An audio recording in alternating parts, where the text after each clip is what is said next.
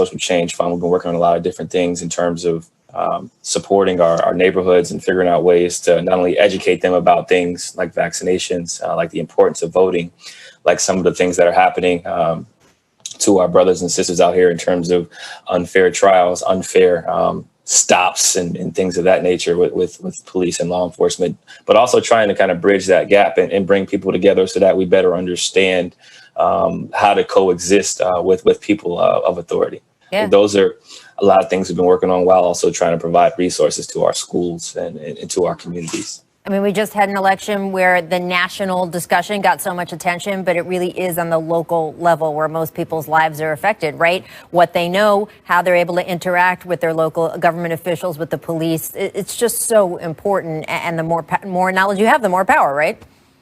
Absolutely. And I think that's what we're trying to get across to our kids and our brothers and sisters in our communities, is that we have to educate each other on what's available to us from a usage standpoint, but also how to maneuver and how to kind of behave in a way in which, that kind of puts us in a position to be successful down the road.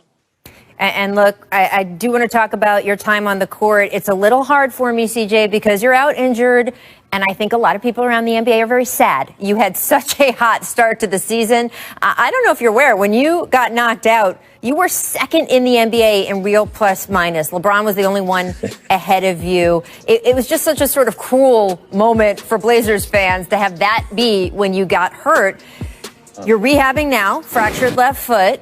When can we expect to see you back on the floor? And I will say, when I said earlier today that you were going to be on the show, I had a bunch of Blazers fans tweeting me saying, can you be back by Friday? Because we're playing the Lakers. Yeah, I'm feeling much better. I'm progressing. I'll be at 6 weeks on Saturday. Continue to try to load the foot and strengthen it. I think that's what's been our main focus: trap bar, squats, lunges, stability stuff, getting more contact in on the foot and seeing how it responds. But I will not be back on Friday, unfortunately, due to circumstances. I won't be able to return that soon. But I'm looking forward to seeing how I feel at 6 weeks and then kind of progressing from there. And I want to be cautious with my approach with this injury, with this being my third foot fracture, and with the young guys playing so well. This gives them an opportunity to kind of continue to grow. And they've taken advantage of their opportunities in their time. Yeah, absolutely. I mean, there's not a ton of pressure on you to rush back. It's more pressure building that you be great by the playoffs, because this team is looking dangerous again. And you have been part of that, at least at the start. You were taking nearly 4 more three-pointers per game this season than you did last season. What went into that surge? I think it was a combination of how I trained in the summertime, being able to get extra conditioning in, being able to figure out, how to be more efficient in games. I take a lot of mid-range shots. I'm a pretty good mid-range shooter. I can get the spots on the floor, but also figuring out what was going to be best for our team long-term, what was going to be best for me long-term, and how do I open up the defense. And I credit, our staff. I credit John Yim. I credit Todd. I credit my PT. Just being able to train in a way in which it translates to games was important for us. And shooting more threes was something that John wanted me to do, something that Coach Terry, organization, wanted me to do. And I had to train for it first before it could translate. I mean, look, between you and Dame, we're not even going to be able to call them logo shots anymore. You guys are going to move to behind the midline of the court. You guys are going to start shooting from the three-quarter mark. It's getting dangerous up there in Portland. As for this team, Nurk's out, you're out. Dame's doing great, but as you mentioned, it is a deep group behind him that is contributing. How confident are you that this year's team will be able to outperform last year's team? I'm very confident. I think it just comes down to health in the playoffs. Being hurt during the regular season allows players to grow. It allows them to develop, get meaningful minutes, and to get comfortable. And as we come back and kind of get together as a full roster, I think it's only a matter of time before we begin to mesh, go on a run, and transition into the playoffs. But I definitely think we'll fare better due to experience, due to our bench having more depth, and also due to us, having some time to recover and rehab during the regular season, to where we should be fresh for the playoffs. Now, I don't know exactly what you got into yesterday. Rehab, I'm sure, spending some time with your lovely new wife. But apparently you made someone $18,000 also yesterday, CJ. Did you know that a dunk of yours from 2019 sold on NBA Top Shot last night for $18,000? And I don't want to cast any aspersions here. I don't think that's the best dunk I've ever seen you make. $18,000. Yeah, that dunk isn't my best work, that's for sure, man. I think that's cool. People are able to kind of capture those moments. Kudos to whoever got 18 grand for that. That's a nice come up. I'm happy for you. I'll have to get some more dunks at some point so that the highlights look a little bit better for Top Shot. I saw you on Twitter asking about NBA Top Shot recently. How much has this sort of gotten into players' consciousness that this is going on? Because the collectibles market, it ebbs and flows, but this has become really hot.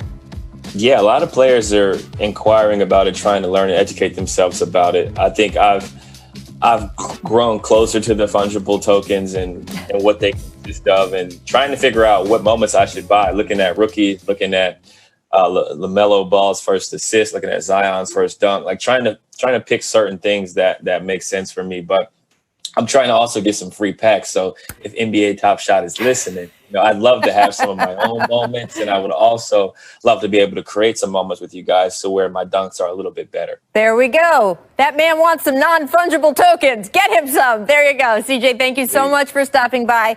The league misses you. Best of luck with your recovery, but thank you so much for everything you're doing off the court. It matters to all. I think if you look at the way they play defensively is the key. They have a great shot blocker. A lot of teams have good shot blockers. They have a great shot blocker. When you have that type of guy behind you, you can get up on guys, run them off that three-point line, and funnel them to Gobert. Think about it. You got Gobert. You just mentioned how long he is.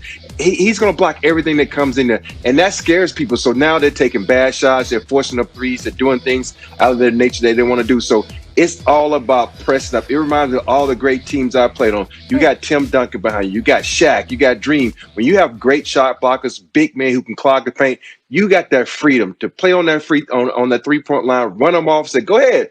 Go in there and get your shot blocked, and then we're going to start a break. Love that. Coach Fizz, if you were preparing a team to face Utah, what would you most worry about them right now offensively and defensively? Well, the thing, I think that really makes them unique to take Robert's, statement a step further is defensively and offensively, they got an incredible amount of trust. And what I mean by that is, yes, you got a great shot blocker back there. You got a guy that can run people off and block shots and let you play the three-point line. But you got to have trust if you're Rudy Gobert that your backside is going to protect you when you go chasing shots. And they have that trust on both offense and defense. Offensively, they are built where it doesn't matter who has the ball, someone is going to have the capabilities to make a play. It's not built around a star. And so every night you see their stat line, different guys are taking advantage of the situations every night. Donovan Mitchell's the man. He can play, but ultimately everyone gets to contribute in this system, and it's beautiful to watch because it's all based on team. Yes, Snyder has made a good coaching adjustment. He's going to Clarkson and say, hey, yo, Clarkson, you got talent. Go out and do your thing. We're going to get you your shots. And I think that's the biggest key. Clarkson is getting his shots. But if you watch him in the game last night, he had a shot. He passed it up and gave it to another guy with a better shot. The old Clarkson would have forced that up. And that's contagious. The whole team are giving up shots easily for guys to get easier shots. And when you're playing basketball like that,